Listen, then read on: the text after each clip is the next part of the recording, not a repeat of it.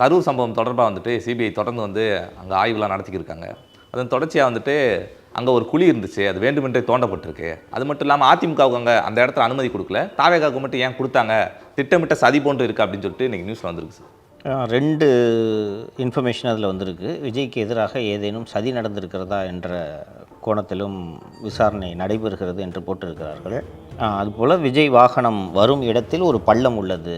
இது விஜயோட வாகனம் வரும் இடத்தில்னா வரும் இடத்தில், சாலையில்னு போடல அவங்க. அந்த இடத்துல நான் அந்த இன்சிடென்ட் நடந்த மறுநாள் ஒரு பள்ளத்தை பற்றி பேசின நினைவு இருக்கா? ஒரு பிட்டு இருந்துச்சு, அந்த பிட்டில் ஒருத்தர் தவறி விழ மேலே மேலே எல்லோரும் விழுந்துட்டாங்கன்னு. இது ஒரு லாஜிக்கலான டவுட்டு தானே இது? உங்களுக்கு போலீஸு ஒரு இடத்துல பர்மிஷன் கொடுக்குது, பேய் கூட்டம் அங்கே கூட போகுதுன்றது போலீஸுக்கு தெரியும். அப்போ சுற்றி பார்த்துட்டு யோ இன்னும் அது மூடுங்க அதுன்ட்டு டெம்பரரியாக போட்டு ஏதாவது டெப்ரியை கொட்டி மூடுறதுக்கு நடவடிக்கை நிர்வாகம் எடுத்துருக்கணும். ஒன்றும் இல்லை, அந்த ஒரு இன்ஸ்பெக்டர் கூப்பிட்டு அந்த லோக்கல் பாடியில் கூப்பிட்டு ஒரு ஃபில்அப் பண்ணுங்கன்னா ஃபில்அப் பண்ணியிருக்க போகிறாங்க.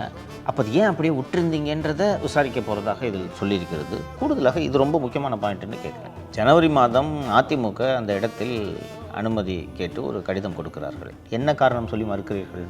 இடம் சின்னதாக இருக்குன்னு, நெருக்கடின்னு சொல்கிறீங்க. இதுக்கு எங்கே கொடுத்தீங்க? இத்தனைக்கு அதிமுகவோட தாவேக்காக்கு பெரிய கூட்டம் வரும். அது உங்களுக்கு தெரியும். அப்போது இதில் சதி இருக்கிறதா? அதே போலீஸ் ஆஃபீஸர்ஸ் தான் அங்கே கண்டினியூ ஆகுறாங்கன்னு நினைக்கிறேன். வசமாக மாட்டினாங்க. இப்போது யார் பர்மிஷன் ரிஜெக்ட் பண்ணாங்களா கூப்பிட்டு கேட்பாங்க, இல்லை விட்னஸ் விசாரிப்பாங்கல்ல, இது யார் ரிஜெக்ட் பண்ணுறது, என்ன ரீசனுக்காக ரிஜெக்ட் பண்ணீங்க? அப்போ அதிமுக கொடுத்த விட கம்மியாக கொடுத்துமா? எப்படி கொடுத்தீங்க? யார் சொல்லி கொடுத்தீங்க? இல்லை நானாக முடிவு எடுத்தேன்னா அப்படி அப்போ உன்னையும் குற்றவாளியை சேர்க்குறேன்னு சேர்த்துருவாங்க. அசட்டைன்னு புரிஞ்சிக்கலாமா, சதின்னு நினைக்கிறேன்? கான்ஸ்பிரசின்ற ஆங்கிளில் தான் இதை பார்க்குறாங்க. இதை பாருங்கள், அசட்டைனா சார் பழத்தை பார்க்கல அப்படின்னா அதை அசட்டைன்னு எடுத்துக்கலாம். நீங்கள் ஜனவரி மாதம் கூட்டம் அதிகம் வரும், அந்த கூட்டத்தை இந்த இடம் தாங்காதுன்னு ரிஜெக்ட் பண்ணியிருக்கீங்க. அதை விட அதிகம் கூட்டம் வரக்கூடிய ஒரு நிகழ்ச்சிக்கு அனுமதி தர்றீங்க. அப்போ சரியாக தானே பார்க்க முடியும். How can this be negligence? கூட்டம் கூடட்டும், தாவேக்கா தானே பார்க்க வராங்க, அந்த மக்களுக்கு நெருக்கடியாக இருக்கட்டும். அதுதான் சதி. நெருக்கடி வரட்டும்னு சொன்னீங்க நீங்கள், அதான் சதி. அது உயிர் பலி அளவுக்கு எக்ஸ்டெண்ட் ஆகுமா?